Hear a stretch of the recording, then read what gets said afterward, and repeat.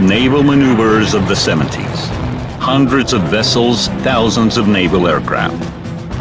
Location, seas and ocean. Reconnaissance amphibians.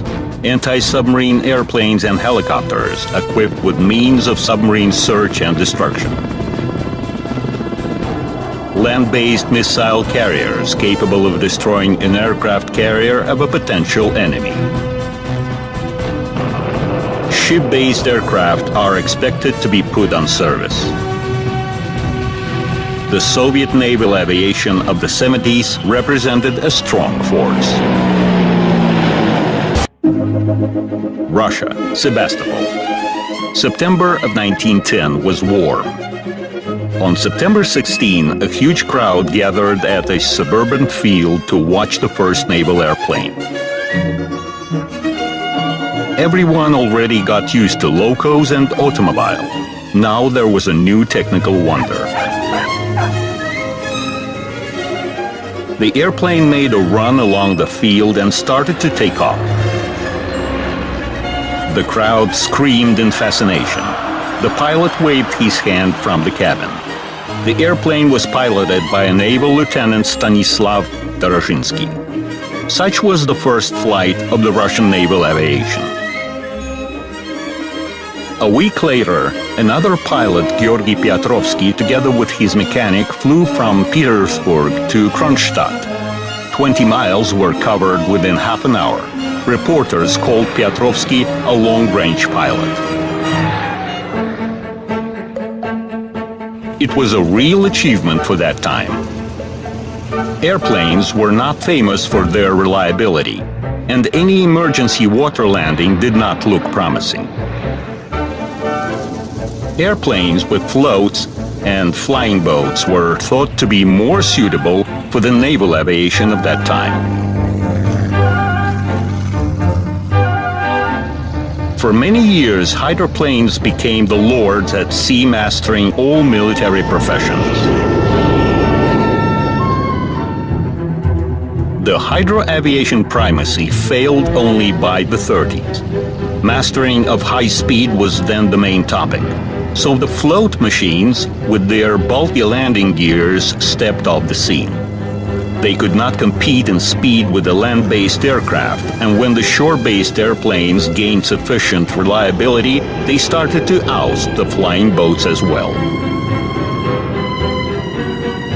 Those were the worldwide tendencies. Besides, the leading naval nations made their stakes on the aircraft capable of taking off from a deck. Ship-based aviation was highly mobile and could appear in any part of the world ocean. That's why the countries possessing colonies scattered all over the world were most interested in the aircraft carriers. The United States did not have any colony, but being geographically remote from the world events, they strived to take part in them. So they made a stake on aircraft carriers either. Japan followed the same path. Things went different in the USSR. The Navy was in disfavor and did not look strong. The naval aviation, which was regarded as a supplement to the ship's artillery, received almost no attention.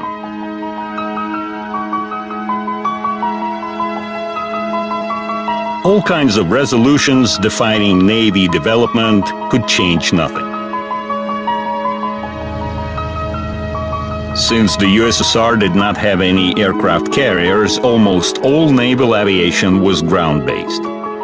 Its formation was based on that of the land-based Air Force, so the airplanes were of the same types. In quantity, naval aviation was much smaller than the land-based Air Force. The situation started to improve only after 1937, when aircraft production in the USSR began to grow. Naval aviation received around 2,500 machines, torpedo carriers, fighters, reconnaissance planes. Europe was approaching the war, and most of the aircraft were located in the west of the country, at the Black, Baltic and Barents Seas. That's how the Soviet naval aviation entered the war. Fighters were the first to enter combat action. Boris Safonov opened his victorious account in the north. 3 months after the war started, he was awarded the Hero of the Soviet Union title. He shot down 30 enemy aircraft. Safonov was awarded the second Hero Star posthumously. In spring 1942, he did not return from a mission. Naval pilots were the first to bomb Berlin. In August 1941, bombers of the Baltic Fleet took part in the raids over the German capital. The range from the rare aerodromes was too big, while it was quite all right to fly from an island in the Baltic Sea. The air group was headed by Evgeny Preobrazhensky. Naval pilots bombed German cities at night throughout a month. However, those were exclusions. Situation in the first half of the war was not very active. There was no sufficient naval confrontation at the Black Sea. In the Baltic, the Soviet ships were blocked in the Gulf of Finland, so that the Germans called this area their internal sea. Their ships moved there freely and with no cover. The Soviet naval aviation was more or less active in the Arctic Ocean. However, in general, there was not much work at sea, and the naval aviation was used to perform tasks set before the Air Force, attacking ground-based targets. The main sea battles at that time took place far away from the Soviet Union, in the Atlantic and Pacific Ocean. In the end of 1941, the United States and Japan entered the war. On December 7, Japanese aircraft destroyed Pearl Harbor, the American naval base.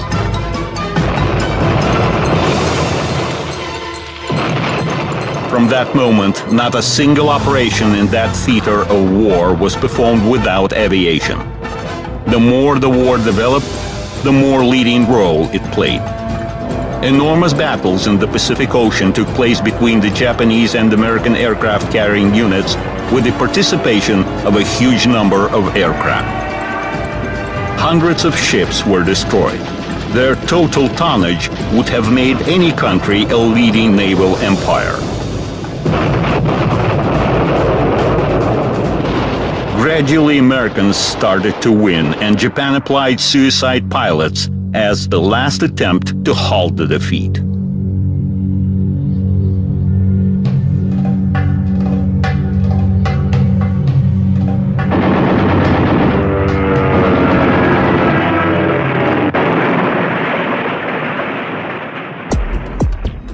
The Soviet naval aviation activities were at a lower level, but the naval pilots did make their contribution to the final victory. The flying boats performed reconnaissance tasks. Fighters were covering the attack aircraft. Most of the combat flights were made by the attack aviation. It entered the naval aviation right before the war, and its main power was the Il-2 attack aircraft. Il-4 worked against the enemy ships and transport vessels. This Ilyushin's aircraft was the main Soviet long-range bomber. In the naval aviation, it was used as a torpedo carrier. Torpedoes were suspended under the aircraft's fuselage. Torpedoes meant for high-altitude attacks were equipped with a stabilizing parachute, which was put in a special container.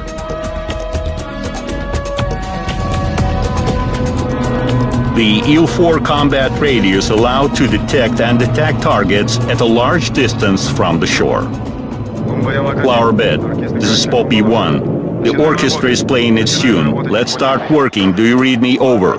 Poppy 1, this is Flower bed. Read you. Take your places. More to your right. That's it. War footage.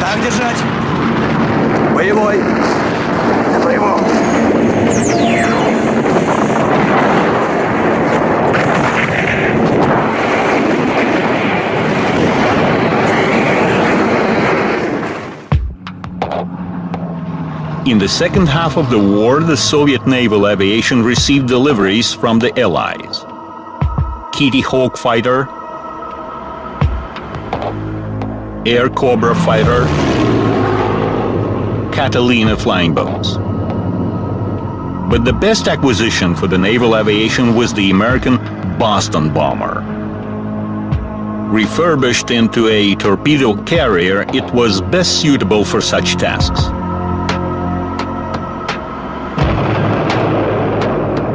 Although it was perfect in its main application as a bomber. One of the most efficient practice was the masthead bombing. The aircraft would approach the target at the top of the ship masts. The bomb dropped from such a height would rebound and submerge right near the target. A hit under the waterline for a ship would be blistering.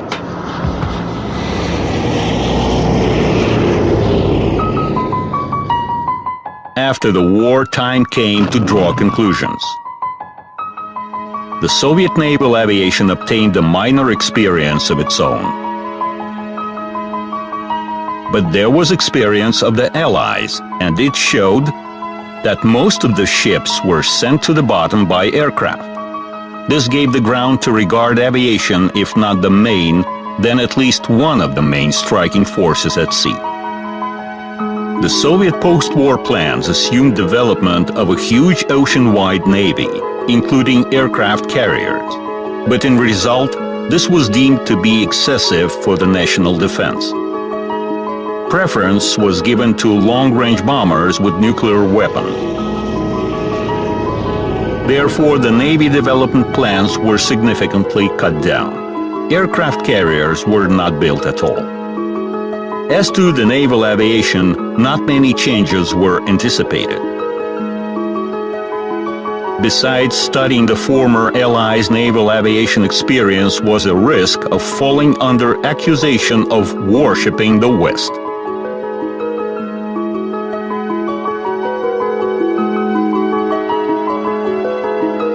The post-war cut-down of the naval aviation allowed to get rid of the outdated aircraft. However, new aircraft supplies followed the old principle. Thus, in 1947, several Tu-2 bomber units were transferred from the Air Force to the Navy. The latter refurbished them into torpedo carriers in spite of the fact that the Tupolev's machine was not suitable for such a role.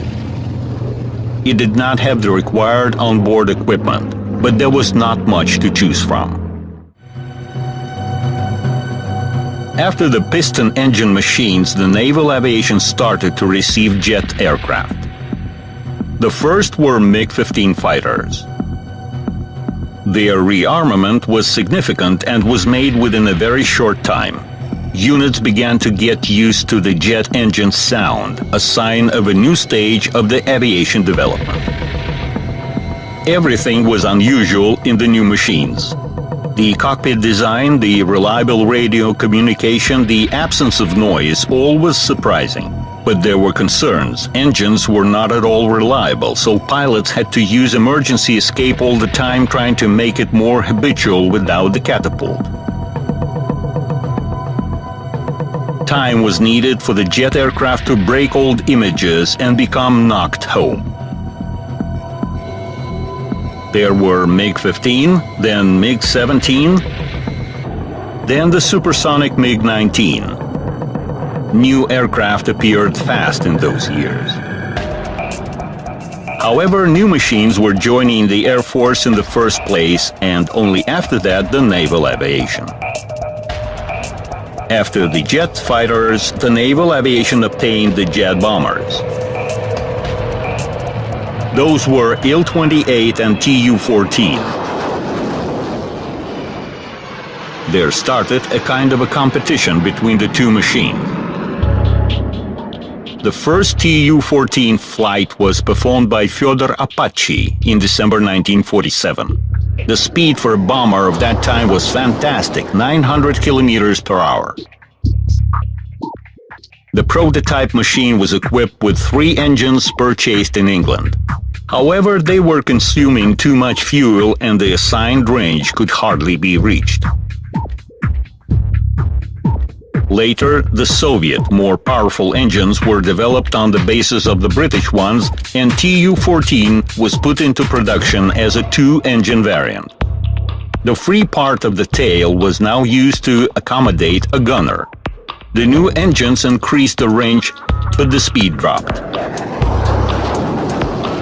In speed and the number of other characteristics, Tu-14 was inferior to Il-28. Frankly, the Tupolev's aircraft was not much of a success, while Il-28 turned out to be a surprisingly simple and reliable bomber.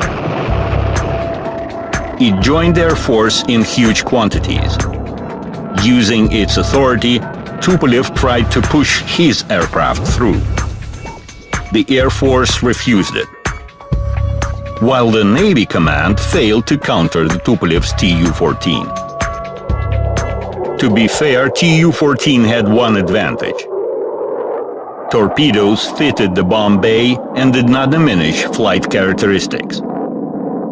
However, the time of torpedo aviation was coming to an end. As a result, the naval aviation accepted 80 Tu-14 aircraft, while the amount of Il-28 was 800, 10 times more. Changes took place in the reconnaissance aviation units.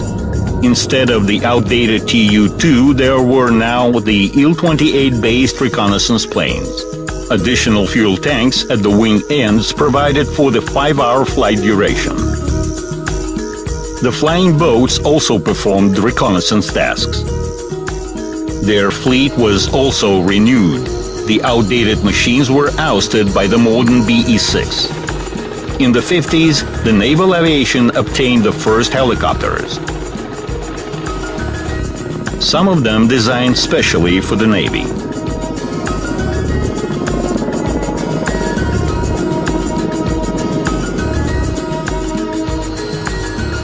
There was also a quite unusual machine in the history of the Soviet naval aviation. It was Tu-91.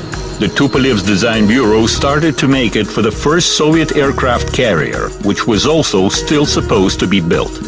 But development of a ship of such class turned out unrealistic, and in 1953 requirements for Tu-91 were reconsidered. It was supposed to become a diving bomber torpedo carrier. It was going to use sand aerodromes of limited dimensions for takeoff and landing. Such capacities were provided by a powerful turboprop engine driving coaxial propeller. For its unusual look, the aircraft was called a bull culp. The offensive and defensive arsenal of a torpedo carrier and its outstanding flight characteristics seemed to provide it a great future. But its designation was no more actual. The days of the mine and torpedo aviation were gone. With a higher flight speed, a torpedo drop and its water entry became doubtful. Besides, in the 50s, the potential enemy already had powerful defensive means. They did not allow the aircraft to approach the target for a torpedo attack. The way out was seen in the development of a principally new means of destruction. Thus, a new type of weapons was entering the stage: the cruise missiles. They brought a new quality to the naval aviation. The Soviet experts were working on cruise missiles and guided bombs for quite a while. They were using the German developments as trophies. The first cruise missile passed into service was Comet, and its carrier was Tu-4 bomber, arrived to the naval aviation from the Air Force. Although there was no alternative. At that time, only the huge Tu-4 could pick up a cruise missile. Tu-4 gave the first experience, while the main work started in the 50s when the Tu-16 jet aircraft passed into service. It produced a good impression: elegant, silvery skyward. Its first variant was equipped with 2 Comets.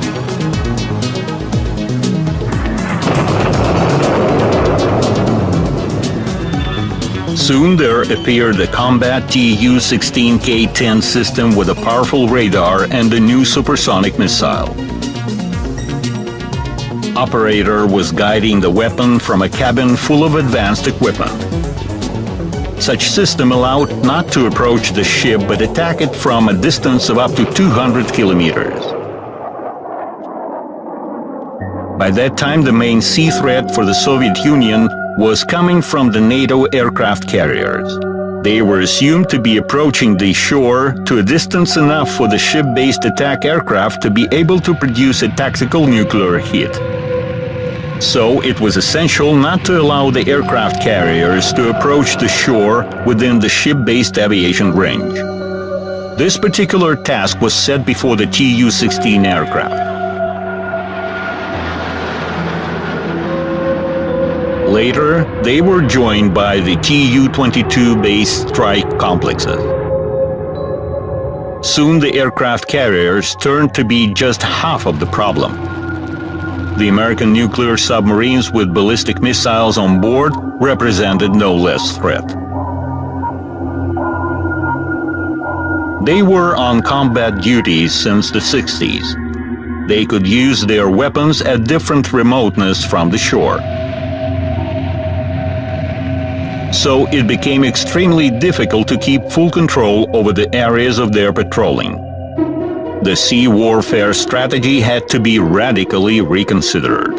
The use of maneuverable forces seemed to be the only possible submarine search tactics. Besides, a system of interception lines was developed. This provided for the use of different aircraft at various remotenesses from the shore. The BE-12 amphibians were barraging close to the coast.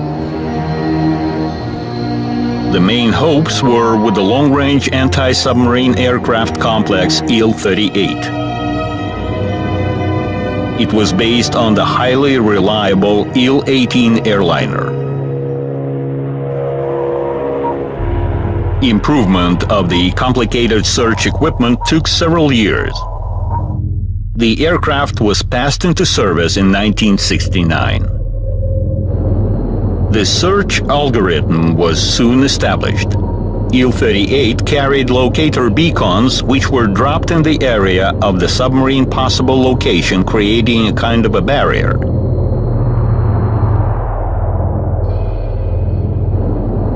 Information on the submarine was transmitted to the aircraft. Then acoustic operators had to find the submarine sound in the depth of the ocean.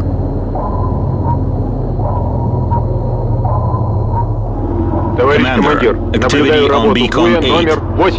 Classify target. Target lock on.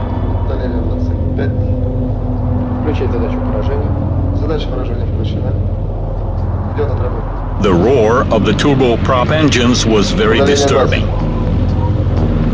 Thorough listening required silence.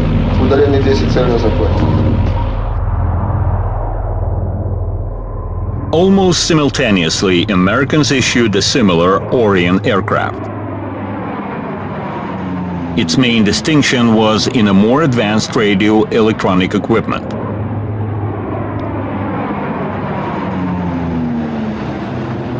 Basically, both machines were alike. This allowed cinema people to use Il-38 for the role of Orion in one of the Soviet films of that time. Airborne target left side. Orion. Russian reconnaissance plane on right. Русские разведчики.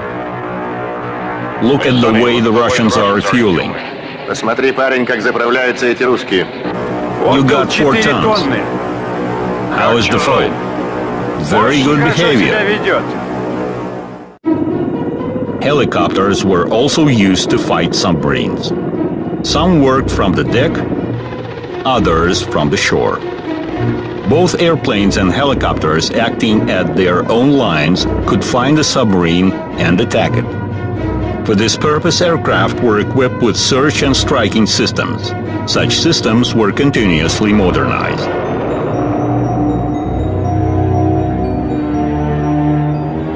as before, missile carriers were used to fight submarines.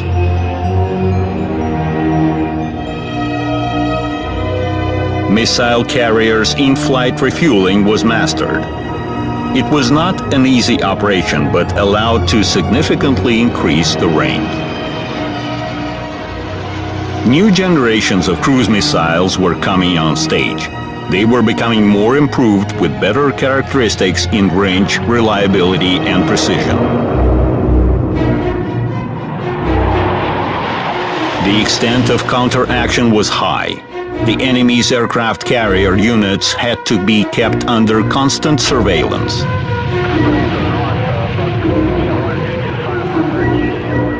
The contact was extremely close.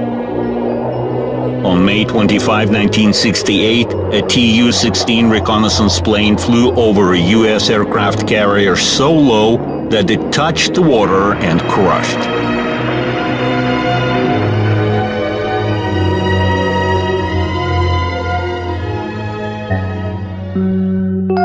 Potential enemy continued its improvement.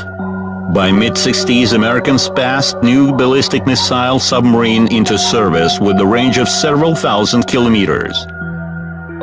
Almost every point of the world ocean now had to be put under watch. A super complicated task, but it had to be resolved. Submarines had to be found at any remoteness.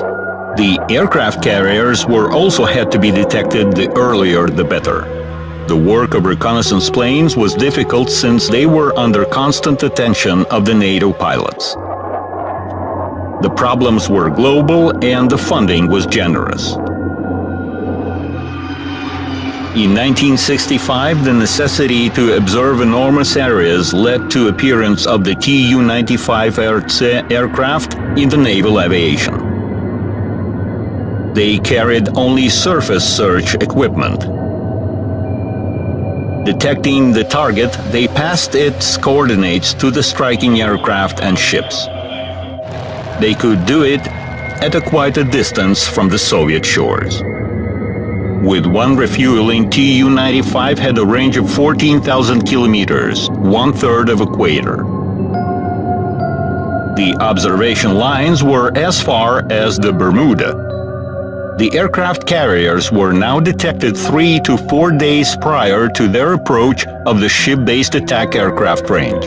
However, Tu-95 RC could neither find nor destroy the submarines. The naval aviation did not yet have any other aircraft to perform such task.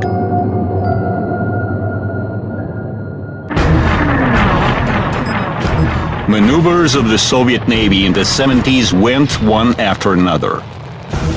They were staged with a lot of sound and fume effects. Maneuvers directly reflected the funding. There was a serious competition among different institutions. Not only the naval aviation pretended to fight submarines. The strategic missile forces suggested not to search for submarines like for a pin's head, but to put, for instance, a whole Norwegian Sea under a nuclear carpet. The long-range aviation also wanted to perform strikes at sea targets, leaving the naval aviation with the modest task of an air designator. The Navy Command insisted that the naval aviation would perform such task by itself if it is attached with the long-range aircraft. Disputes were partially stopped by the appearance of Tu-142, an anti-submarine version of the Tu-95 bomber, specially made for the Navy. Tu-142 was carrying not only search equipment but means of the submarine destruction. The naval aviation obtained complete independence in the sea task performance. The new status allowed to demand new types of weapons. A new Tu-22M missile carrier was developed by the Tupolev Design Bureau. It even joined the naval aviation earlier than the long-range aviation. Soon, the Navy Command decided to have attack aircraft of their own to assist marine assault forces. Never before the naval aviation had such a great power.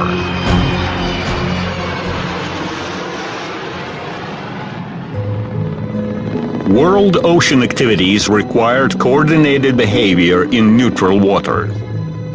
In the beginning of the 70s, relevant agreements were signed first in Moscow and then in Washington, D.C. Not to provoke each other, the parties were obliged to fly with the switched-on navigating lights, not to fly over other ships at a supersonic speed, and not to imitate attacks. Agreements were very actual. The U.S. Navy alone contained dozens of aircraft carriers of different classes sailing across the world ocean. Americans obtained ample experience in the Second World War, enriched it in Vietnam, and by the 70s possessed a powerful and efficient instrument of the big politics. An aircraft is like a city, coherent work of all units. Aircraft lifting to the main deck, takeoffs and landings one after another. Reconnaissance planes, fighters, and attack aircraft on board, with the latter carrying tactical nuclear weapons.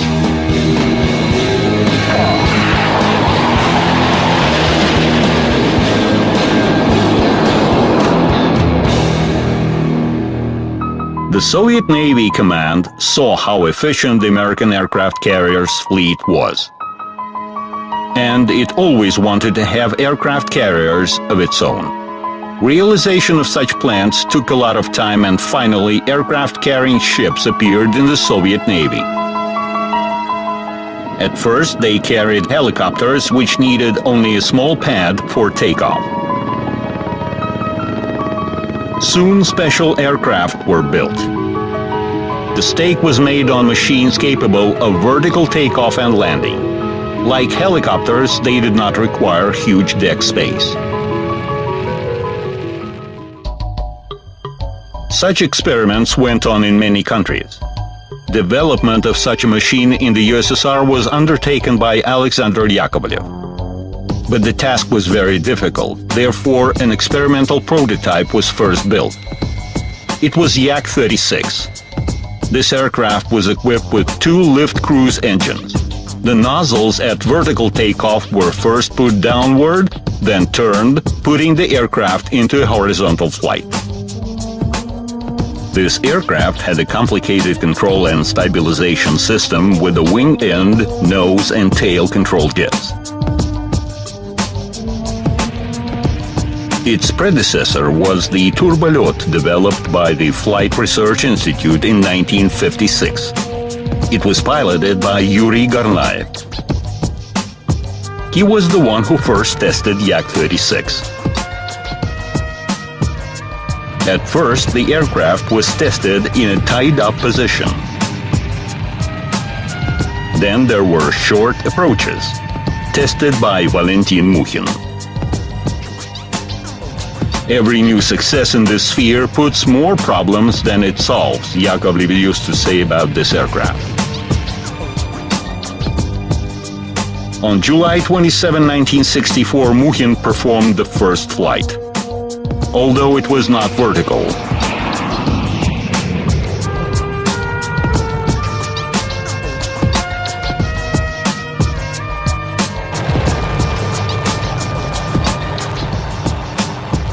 Only 2 years thereafter, Yak-36 made its complete cycle.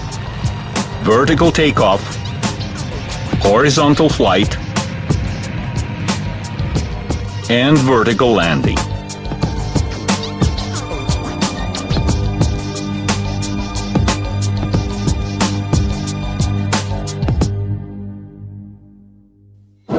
In 1967, the machine was shown at an air parade. Demonstrations of new aircraft could no more surprise the public accustomed to the Soviet aircraft industry novelties. But this time no one could stay indifferent. The aircraft was taking off vertically and stood fixed in the air. Upon results of the Yak-36 tests, a resolution was issued on the development of a combat vertical takeoff and landing aircraft. It was called Yak-36M. The new aircraft layout differed from its predecessor. The main difference was in the power plant. So the aircraft was equipped with 3 engines, 2 lift engines and 1 lift cruise engine. Such power plant complication raised skepticism among aviation experts. For example, the British vertical takeoff Harrier had a single engine with 4 pivoting nozzles. However, Stanislav Mordovin, conducting the project in the Yakovlev Design Bureau, suggested that in the USSR there was no such engine as the British one.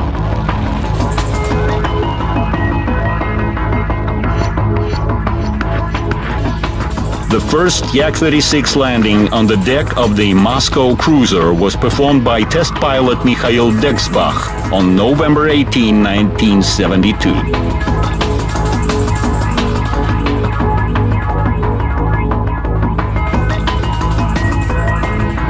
On November 22, he took off the aircraft from the deck, made a circle flight, and vertically landed.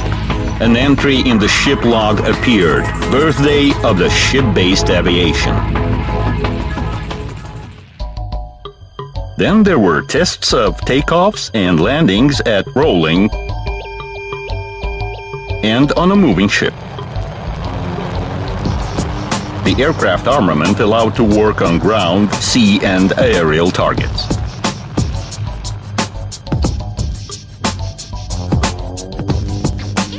The aircraft became operational as Yak-38 in August 1976. It was based on heavy aircraft carrying cruisers. In order to increase combat load, a new practice was mastered, a short-run takeoff. The long cruiser deck allowed to do that. The vertical takeoff Yak-38's capabilities were inferior to ordinary aircraft of the same class. However, there were no other machines in the Soviet Union that could take off and land on a ship deck. If we compare Yak-38 and the British Harrier, their technical and tactical characteristics were almost the same. But in spite of all attractiveness of vertical takeoff and landing, those were rather complicated flight regimes. Therefore, Yak-38 was equipped with a forced emergency escape system. Emergency developments were so quick that the pilot had no time to escape without the help of automatic controls.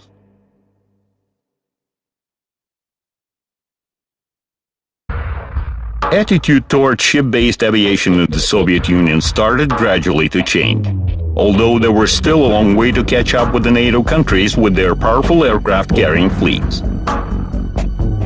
In the beginning of the 80s, there were only 4 Soviet cruisers carrying vertical takeoff aircraft.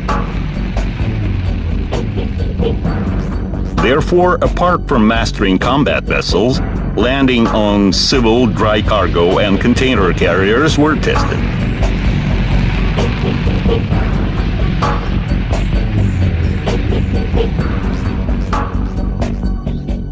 Right after successful completion of the Yak-38 state tests, the Yakovlev Design Bureau was assigned development of a new vertical takeoff and landing aircraft. It was a supersonic Yak-141. It was supposed to be a single lift cruise engine machine, but in result, the Yak-38-based combined power plant was applied.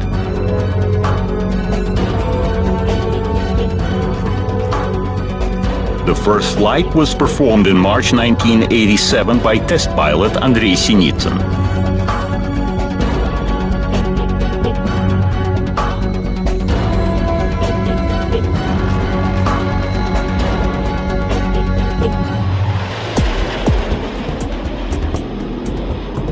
The new aircraft capabilities were already comparable to the ordinary fighter's capabilities.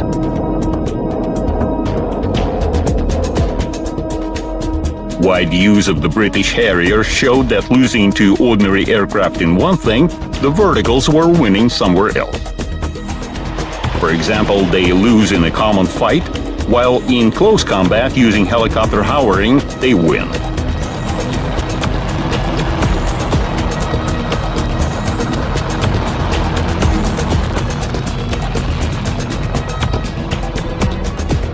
But for Yak-141, all these reasons were no more important. Tests fell on the uneasy 90s, and when another accident occurred at landing on the ship, it was a formal cause to terminate works not only on Yak-141, but on the entire vertical takeoff and landing topic.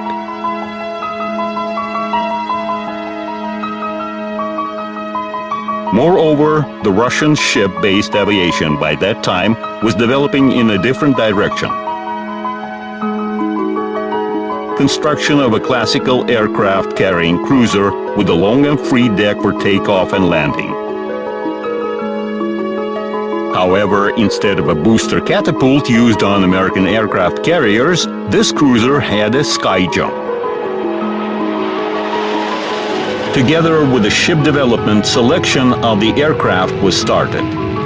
To make the task easier, it was assumed to modify the existing types.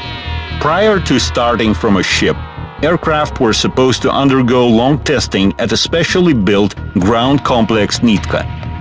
It was located in the Crimea, where climate allowed to perform tests all year round. Nitka was absolutely identical to the Skyjump cruiser. It had radar and visual landing support systems and the resting gears. The complex was made for both testing aircraft and training ship-based aviation pilots. In conditions close to reality, it helped to train takeoff and landing on an aircraft carrier deck.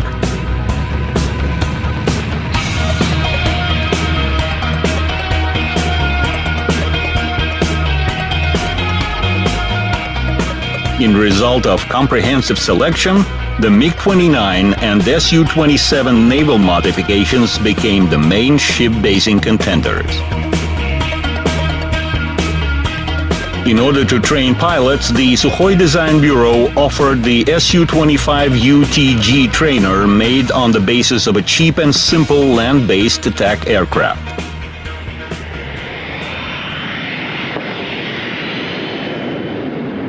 While pilots were trained at Nitka, the ship was ready. Changing several names by 1989, it carried a sign Tbilisi on board. On October 27, an Su-27K piloted by Viktor Pugachev and the MiG-29K piloted by Tokhtar Aubakirov appeared above the ship. Tests on flyby, passes along the deck, passes and touchdowns went on. On November 1, 1989, both aircraft, as usual, were going in circles imitating landing.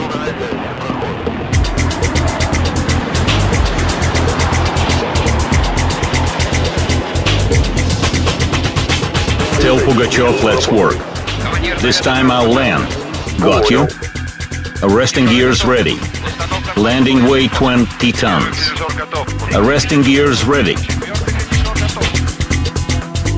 At 1:46 p.m., Viktor Pugachev brilliantly landed his Su-27K on the deck. It was the first in Russia landing of an ordinary aircraft on the ship.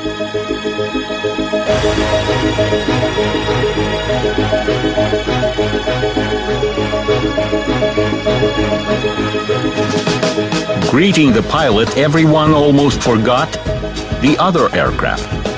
After a short while, MiG-29K of Tokhtar Aubakirov landed on deck as well.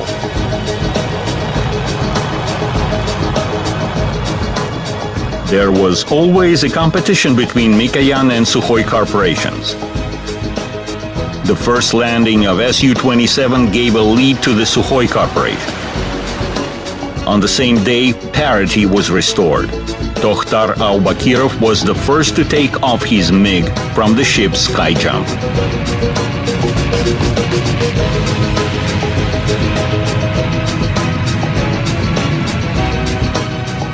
On the same day, the Su-25 UTG landed on deck. It was piloted by Alexander Krutov and Igor Votintsov. Aircraft naval versions have specific distinctions from the base versions: a stronger landing gear, an arresting hook, a folding wing for a compact ship basing. Special means were used to protect aircraft from corrosion. The Su-27K fighter was supposed to attack airborne targets, while MiG-29K was aimed at ground and sea surface targets. Further ship-based aircraft developments fell on the times of the USSR collapse. The use of both fighters was no more possible, and the choice in favor of only one had to be made. MiG-29K was more compact.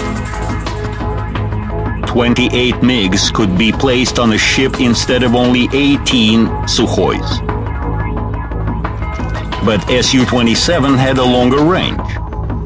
Its landing speed was lower than of the MiGs, which was important at landing on a short deck. The choice was not simple.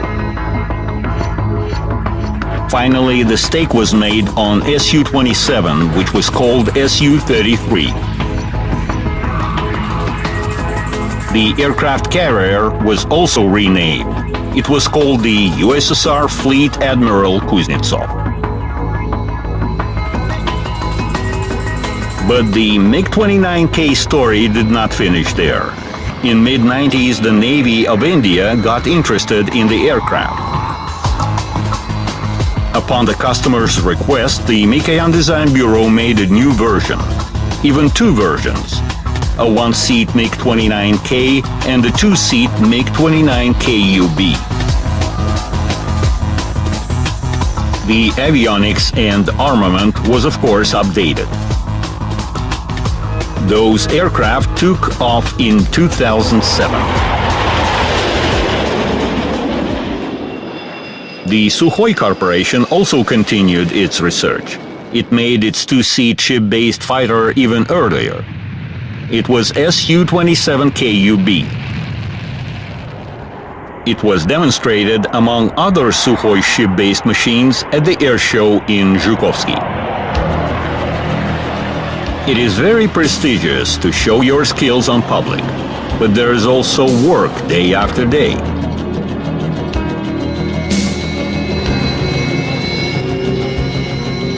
Everywhere in the world, ship-based aviation pilots are considered to be an elite.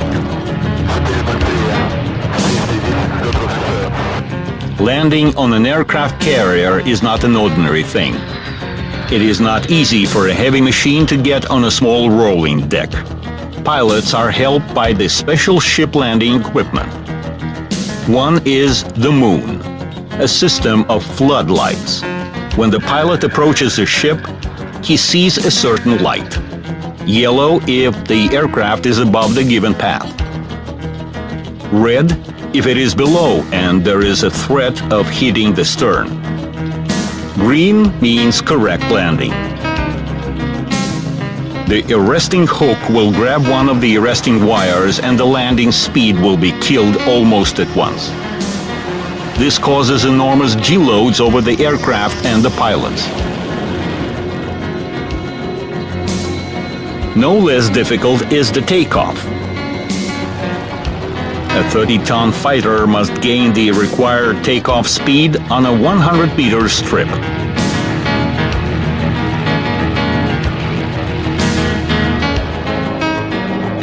The ship-based aviation became an integral part of the naval aviation.